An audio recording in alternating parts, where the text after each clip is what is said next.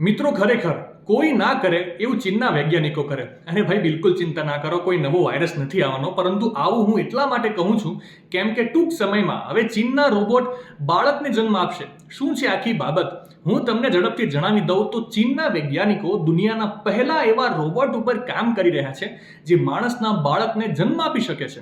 આ આવિષ્કારનું પહેલું પ્રોટોટાઇપ 2026માં લોન્ચ કરવામાં આવશે.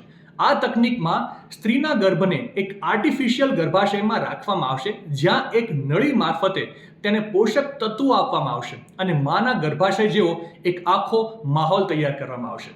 આ પ્રોજેક્ટનું નેતૃત્વ ડોક્ટર ઝાંગ ક્યુફેંગ કરી રહ્યા છે, જેમનો એવો દાવો છે કે ટૂંકા ગાળામાં રોબોટની અંદર આ ટેકનોલોજીનું ઇમ્પ્લાન્ટ ટેસ્ટિંગ પણ કરવામાં આવશે.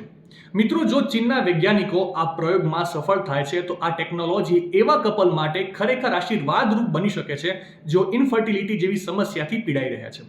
જોકે આ સમાચાર સામે આવ્યા બાદ આ ટેકનોલોજી ઉપર પણ ઘણા નૈતિક સવાલો ઊભા થઈ રહ્યા છે. જેમ કે આ પદ્ધતિથી જન્મેલા બાળકના માનસિક સ્વાસ્થ્ય પર આ ટેકનોલોજીની કોઈ વિપરીત અસર પડી શકે છે કે કેમ, અને આર્ટિફિશિયલ ગર્ભાશયમાં બાળકનું સ્વાસ્થ્ય કેવું રહેશે વગેરે વગેરે. ચીનના વૈજ્ઞાનિકોનું માનવું છે કે વિશ્વના 15% લોકો ઇન્ફર્ટિલિટીની સમસ્યાથી જૂજી રહ્યા છે, ત્યારે આ નવી ટેકનોલોજી એવા લોકો માટે આશાનું એક કિરણ બની શકે છે. માહિતી સારી લાગી હોય તો રીલને વધારે શેર કરજો અને આવી જ અવનવી માહિતી માટે સંદેશ ડિજિટલ સાથે જોડાયેલા રહેજો.